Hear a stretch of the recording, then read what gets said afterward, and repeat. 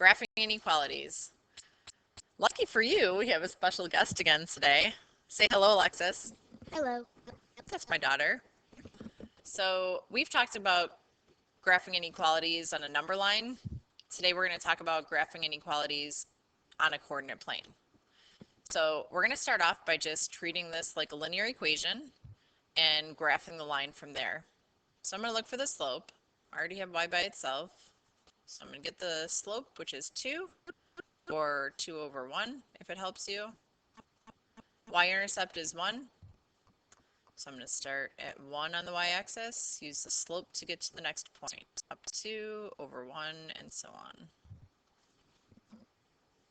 So now we're going to look at the symbol. I'll just have a less than symbol, which means I'm going to give this a dashed line. So here's the deal. If I have less than or greater than, I'm going to graph it with a dashed line.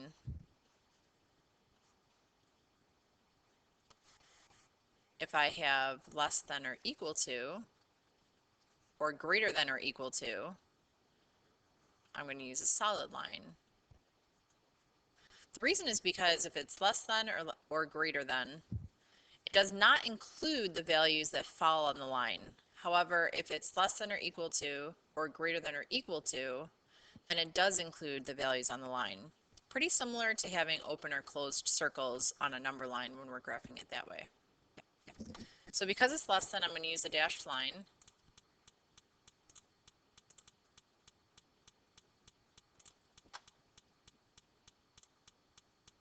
Don't forget arrows on the ends of your line.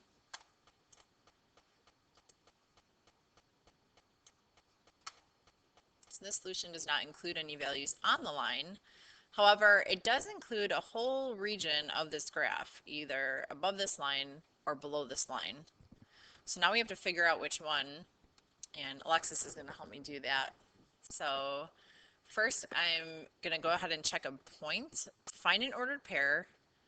If you can, if the line does not go through the origin, check 0, 0. It's just an easy ordered pair to use. So I'm going to substitute 0 in for y and 0 in for x into the original inequality. Always use the original. So I'm going to go ahead and substitute here. So I get 0 is less than 0 plus 1. 0 is less than 1. Alexis, is 0 less than 1? Yes. So because that's the case, because this checks out, that means that the order pair that I checked, 0, 0, is actually part of the solution. So Alexis, do you think I'm going to shade above the line or below the line? Below the line. You are so smart. I'm so impressed right now. Yes, I'm going to shade below the line. So let me get my cool tools here. And I'm going to shade all of this over here. Oh, that's going to bug me. Okay, so it's all of this. This is all the solution here. Hopefully you're taking notes at home or wherever you're watching this video. And so if you just have a pen or pencil, you can just go ahead and shade it this way if that's easier to do.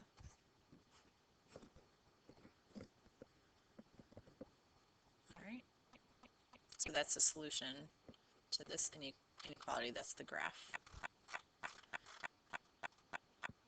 So here's example 2. We already have y by itself. Lucky for us. Don't worry, you'll be doing a more complicated problem. You're welcome. So I'm going to go ahead and define the slope and the y-intercept. And same thing, so I'm going to start at -4 on the y-axis, which is right here.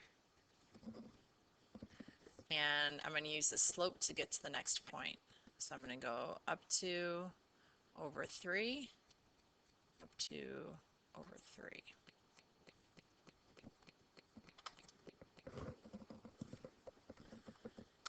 And then now I'm going to look at the symbol. Since the symbol is greater than or equal to, I'm going to go ahead and use a solid line.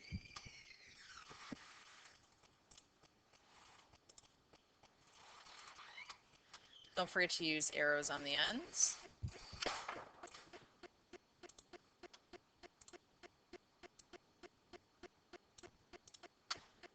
And we're going to check again what way to shade. So again, this graph does not go through the origin.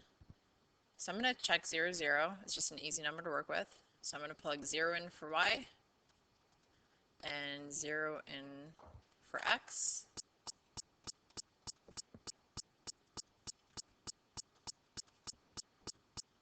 So 0 is greater than or equal to 0 minus 4. Uh-oh, my helper left and now she's locked out.